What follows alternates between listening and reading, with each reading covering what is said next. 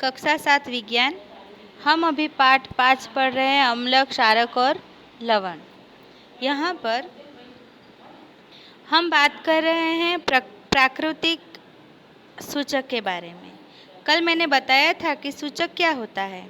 तो ये हमारे पास जो पदार्थ है वो क्षारक है या अम्ल है, ये जानने के लिए हम जिनका इस्तेमाल करते हैं उसको सूचक कहा जाता है।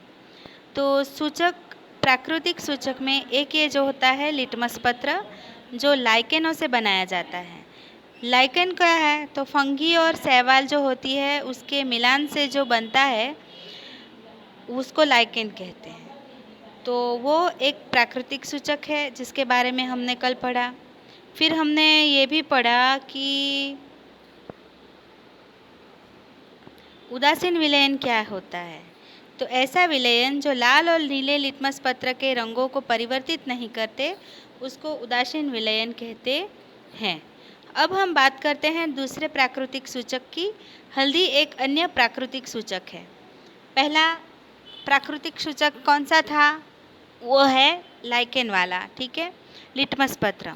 और ये दूसरा वाला जो सूचक है जिसका इस्तेमाल हम क्रियाकलाप करने के लिए, प्रयोग करने के लिए, परीक्षण करने के लिए इस्तेमाल करते हैं, ये है हल्दी। हल्दी हल्दी तो आप सबके घर में होती है, हमारे घर में भी होती है, पीले रंग की हल्दी जिसे हम रोज़ अपने सब्जी में डालते हैं, ठीक है। तो यहाँ पर हम क्रियाकलाप 2.5.2 देखते हैं।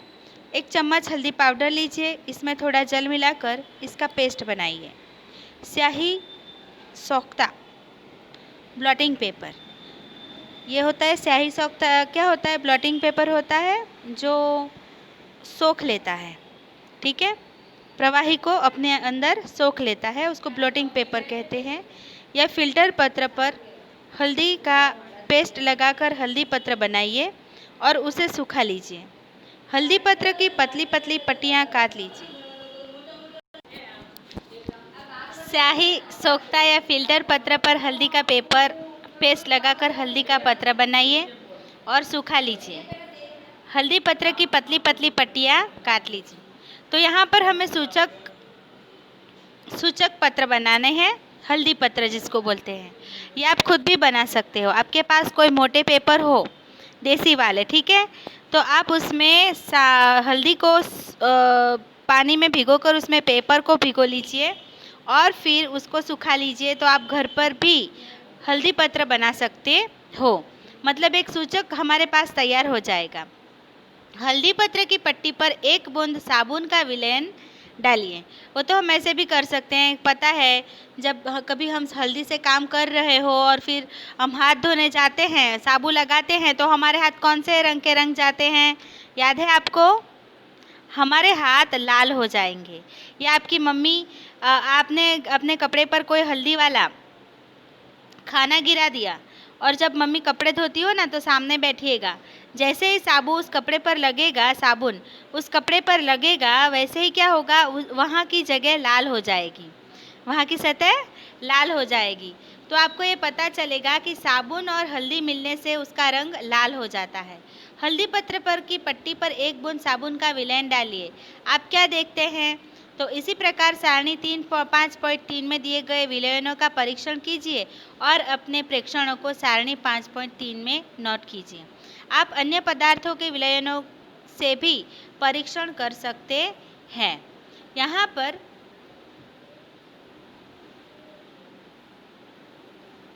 पर ये देखिए सारणी, नींबू का रस और हल्दी का विलयन, उस पर हल्दी के विलयन पत्र पर आप नींबू का रस डालेंगे तो वो कोई प्रभाव नहीं डालेगा, मतलब उसका रंग नहीं बदलेगा।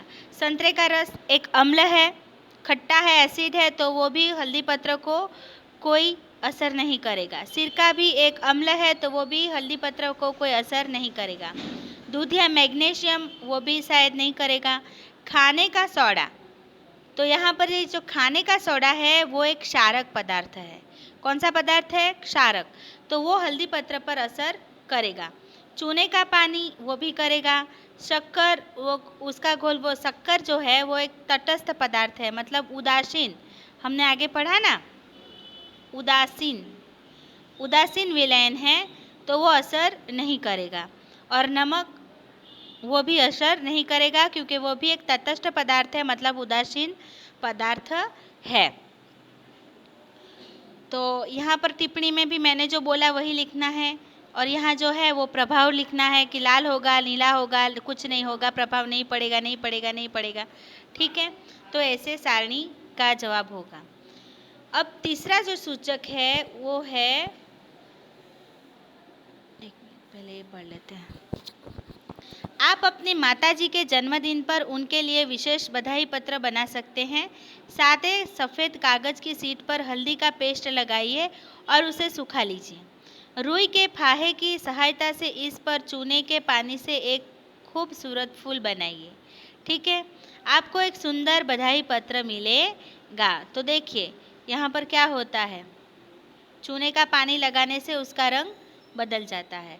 अब मैं समझ गया कि मेरी सफ़ेद कमीज पर पड़ा हल्दी का दाग साबुन से धोने पर लाल क्यों हो जाता है। ठीक है ना, ये बात हमने की थोड़ी देर पहले। ऐसा इसलिए होता है क्योंकि साबुन का विलयन क्षारकीय होता है। ठीक है, अभी अभी हमने पढ़ लिया ये। अब हम तीसरे सूचक के बारे में बात करेंगे और वो है गुड़हल के पुष्प। गुड़हल का पुष्प देखा है ना आपने, वही जिसको जासूद भी बोलते हैं। यहाँ पर लोग बोलते हैं गणपति बापा को चढ़ाया जाता है, शुक्रवार को आप लक्ष्मी माता को चढ़ाते हैं। हाँ, गुड़हल के पुष्प की कुछ पंखुड़ियाँ एकत्र कीजिए और उन्हें किसी बीकर में रख दीजिए।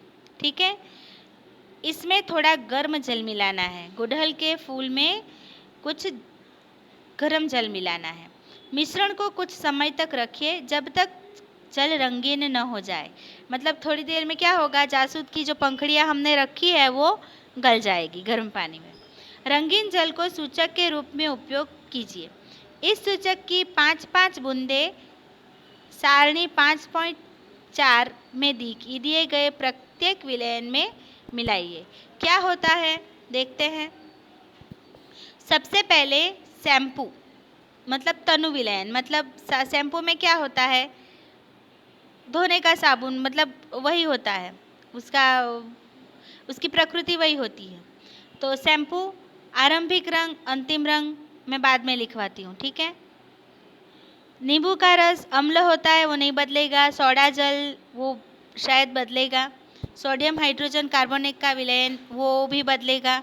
सिरका नहीं बदलेगा। शक्कर का विलयन उसमें कोई फेर नहीं होगा। नमक का विलयन उसमें भी कोई फेरफार नहीं होगा। सूचक का अम्लीय, क्षारीय और उदासीन विलयनों पर क्या प्रभाव पड़ता है। गुड़हल के पुष्प का सूचक अम्लीय विलयनों को गहरा गुलाबी, मैजेंटा और क्षारकीय विलयनों को हरा कर देता है। तो चलो अब हम लोग करते हैं। सबसे पहले सोडा जल। सोडा जल क्या है, क्षारकीय होता है। तो उसका मतलब सोडा जल क्षारकीय होता है तो उसका रंग कौन सा बनेगा,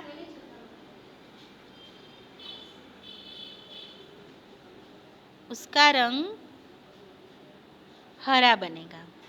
तो ये जो है वो कौन सा बनेगा, हरा बनेगा। नींबू का रस गुलाबी बनेगा।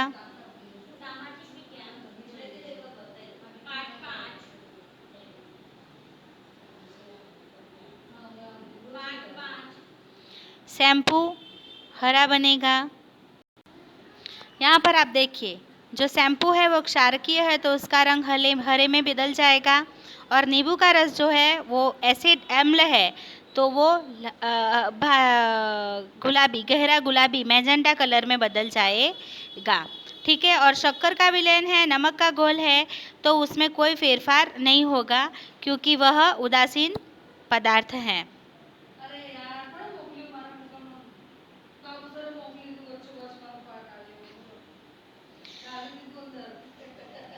अब जब मैं शुष्क लिटमस पत्र खाने के सोडे के ठोस कण रखता हूँ तो मुझे सही परिणाम नहीं मिलते। क्यों, खाने के सोडे का विलयन बनाकर परीक्षण करो। मतलब हम जब भी परीक्षण करेंगे तो उसको प्रवाही रूप में पहले बदलेंगे जल वल घोल के। ठीक है, बाद में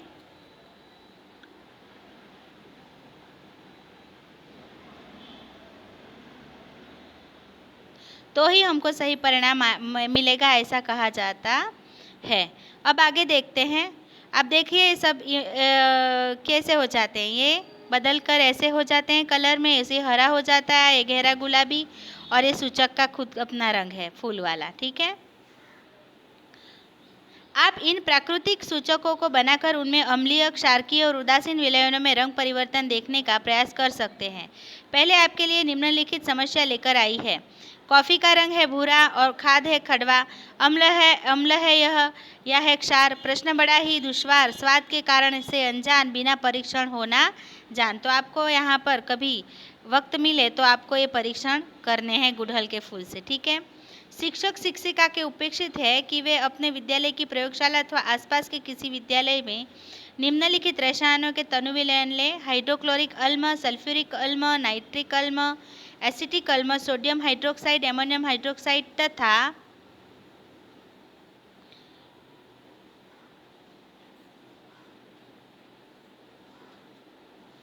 कैल्शियम हाइड्रोक्साइड, चूने का पानी। इनमें से प्रत्येक विलयन पर 3 सूचकों के प्रभाव को प्रदर्शित कीजिए। अपने प्रेक्षणों को सारणी 5.5 में लिखिए, मैं बाद में लिखवाती हूँ। अब उदासीनीकरण हम अगले वीडियो में पढ़ेंगे।